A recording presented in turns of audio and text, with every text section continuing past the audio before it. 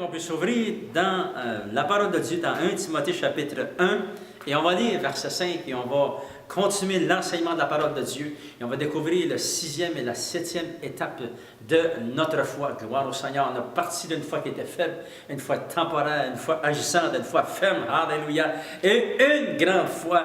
Et maintenant, nous allons regarder une foi sincère et aussi une foi parfaite. On regarde ensemble dans 1 Timothée, chapitre 1, verset 5.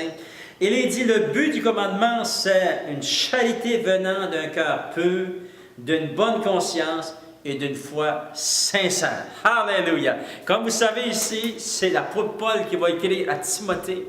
Et il va dire à Timothée, parce que nous savons que Paul a amené Timothée au Seigneur et que lui, il l'avait pris pour le former, qu'un jour il est devenu un pasteur. Timothée est devenu un pasteur. Et Paul va lui écrire, il va lui dire, le but du commandement, c'est une charité venant d'un cœur pur, une bonne conscience et une foi sincère. Parce qu'il avait vu en Timothée une foi sincère. Une foi sincère, c'est une foi qui croit dans la parole de Dieu, qui n'a pas de double. C'est pas une foi qui est hypocrite. C'est pas quelqu'un qui va dire « Ah, j'ai la foi », puis dans le fond de son cœur, il ne croit pas. Voyez-vous? C'est une foi, oui, c'est écrit dans la parole de Dieu. Je sais que Dieu peut accomplir ce qu'il dit. Ça, c'est une foi sincère. Et le Seigneur regarde ceux qui sont sincères. Vous vous souvenez, dans le psaume, ça dit « Dieu du haut du ciel, du haut de son trône, regarde sur la terre. S'il y a sur la terre des hommes ou des femmes qui le cherchent, parce que Dieu cherche la sincérité dans le cœur. Alléluia, gloire au Seigneur. Dieu cherche notre sincérité, une foi sincère. Et en plus, une foi sincère qui est accompagnée, regardez, c'est merveilleux, avec une charité venant d'un cœur pur et d'une bonne conscience. Lorsque notre conscience ne nous condamne pas devant Dieu, il est dit que nous avons de l'assurance lorsque nous nous présentons dans la prière devant le trône de Dieu. Alléluia. Ayons toujours une bonne conscience, que notre conscience, enfant de Dieu. Ici, notre conscience nous condamne. Dieu est plus grand que notre conscience, il est dit dans 1 Jean.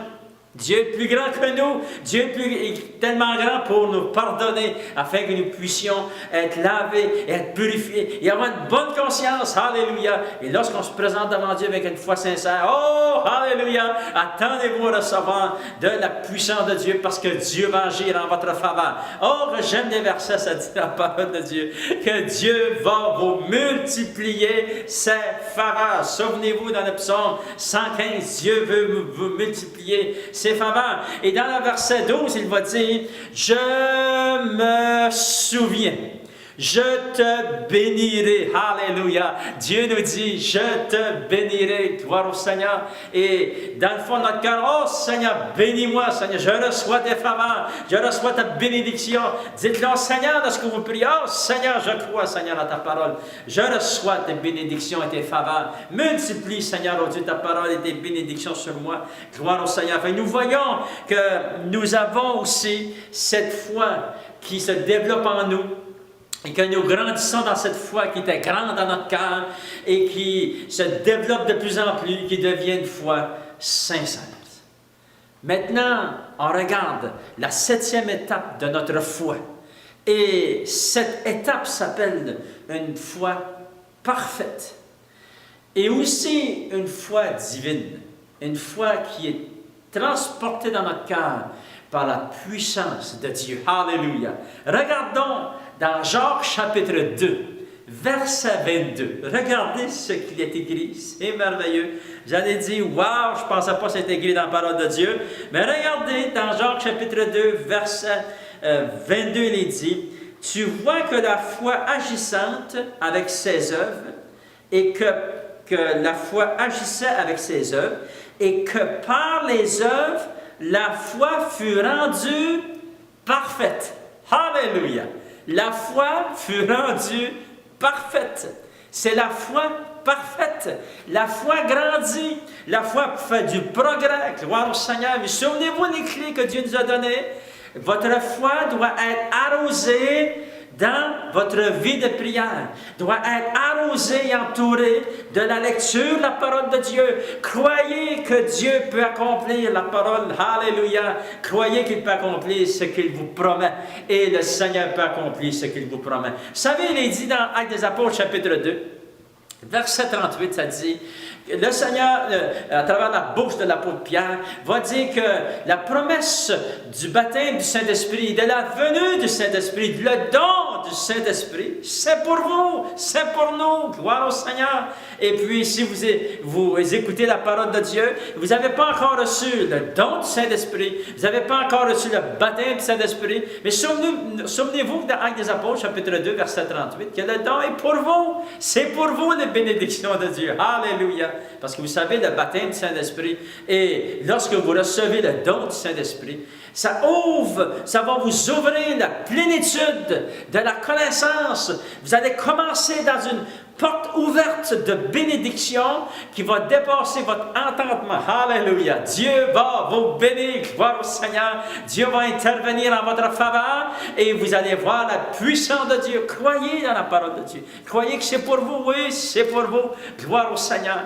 Vous savez, il est dit dans Thessaloniciens, l'apôtre Paul va dire, j'ai prêché la parole de Dieu à vous, Thessaloniciens, et la parole de Dieu a agi en vous parce que vous avez cru.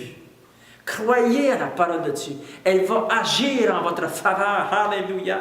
Et nous voyons la 7e étape, c'est la foi qui est parfaite. La foi parfaite ou la foi divine est un attribut de Dieu et que Dieu nous donne. Dieu nous transmet sa foi.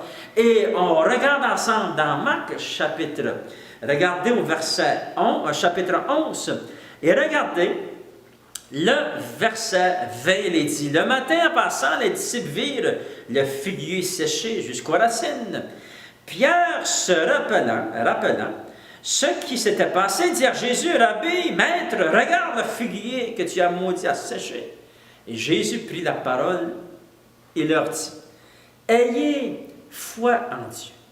Ou ayez, en grec ça dit, ayez, recevez la foi de Dieu. Ayez la foi de Dieu. Et je vous le dis, en vérité, si quelqu'un dit à cette montagne, ôte-toi de là et jette-toi dans la mer, et s'il ne doute point dans son cœur, mais croit que ce qu'il dit arrive, il le verra s'accomplir. C'est pourquoi je vous le dis, tout ce que vous demanderez en priant, croyez que vous l'avez reçu, et vous le verrez s'accomplir. Alléluia, gloire au Seigneur. Vous voyez, enfants de Dieu, ici, c'est la foi qui est transportée surnaturellement dans notre cœur. Dieu nous transporte sa foi dans notre cœur. Gloire au Seigneur. Cette foi qui est parfaite. Même nous avons grandi. Nous avons progressé dans notre foi. Nous avons eu cette foi qui est agissante, cette foi qui est forte, cette foi qui est sincère. Nous devons grandir pour atteindre la foi parfaite. Et Dieu va nous transmettre cette foi dans notre cœur. Et lorsque nous serons dans des circonstances difficiles, comme Jésus était dans des circonstances difficiles, ça dit, ayez foi en Dieu. Recevez la foi de Dieu. Et ceci aussi nous parle du don de la foi dans 1 Corinthiens chapitre 12. Mais le don de la foi qui est transporté dans notre cœur, qui nous est donné pour des circonstances difficiles, pour des miracles, pour des guérisons, pour voir des délivrances. Alléluia! C'est cette foi que Dieu veut transmettre dans notre cœur. Oh, gloire au Seigneur! Et Dieu est fidèle à sa parole. Et regardez, en terminant, j'aimerais vous révéler quelque chose de très important. Vous savez, Jésus a dit, tout ce que vous demanderez en priant, croyez que vous l'avez reçu et vous le verrez s'accomplir. Et là, Jésus va continuer dans Marc chapitre 11. Et écoutez bien ceci, c'est très important, verset 25. Et lorsque vous êtes debout faisant votre prière, si vous avez quelque chose contre quelqu'un, pardonnez, afin que votre Père qui est dans les cieux vous pardonne aussi vos offenses. Mais si vous ne pardonnez pas, votre Père qui est dans les cieux ne vous pardonnera pas non plus vos offenses. Et là, on se pose la question, pourquoi le Seigneur, qui a parlé du pardon, lorsqu'il va parler, qu'il va expliquer la foi de Dieu? Et la réponse est celle-ci, c'est parce que lorsque nous prions, et si nous avons quelque chose contre quelqu'un, nous devons pardonner cette personne. Et le pardon va nous amener la liberté, va nous amener la guérison. Il va nous amener d'avancer avec assurance devant le trône de Dieu.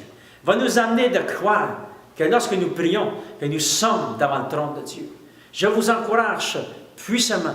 Lorsque vous priez, croyez que vous êtes devant le trône de Dieu. Ça dit dans la parole de Dieu, avancez avec assurance devant son trône. Comment? C'est lorsque vous priez de tout votre cœur. Seigneur, je prie au nom de Jésus. Lorsque vous priez, vous devez croire que vous êtes devant le trône de Dieu parce que vous êtes devant Dieu. Dieu entend votre prière. Il penche son oreille vers vous. Alléluia. Pardonnez afin d'être libre. L'apôtre Paul va dire ceci. J'ai servi Dieu avec aucun obstacle et avec une pleine liberté. Alléluia. Servons le Seigneur avec une pleine liberté. Grandissons, faisons du progrès dans notre foi. Nous avons tous commencé avec une foi qui était faible, une foi qui était temporaire, mais nous avons grandi à une foi qui était agissante, une foi qui était ferme, une foi qui était sincère, une foi qui était parfaite. Alléluia. Et que Dieu puisse vous bénir, que vous puissiez grandir dans votre foi. Au nom de Jésus. Seigneur, je prie, Seigneur, oh Dieu, pour tes enfants, Seigneur, maintenant. Je prie, Seigneur, qu'on puisse continuer à faire du progrès. Oui, Seigneur, dans la foi, Seigneur. Que nous puissions croire, qu'on puisse croire ce que tu dis. Puissions croire, Seigneur, oh Dieu, que tu es fidèle, que tu es intègre, Seigneur, dans tout ce que tu déclares. Et je sais, Seigneur, nous savons que tu es le Dieu Tout-Puissant, que tu accomplis, Seigneur, des choses extraordinaires. Oui, Seigneur, les hommes ne peuvent pas accomplir seulement des choses naturelles, mais nous savons que tu accomplis des choses surnaturelles. Tout est possible à celui qui croit. Et nous croyons en toi. Bénis tes enfants. Et au nom de Jésus, je t'ai prié. Amen. Gloire au Seigneur.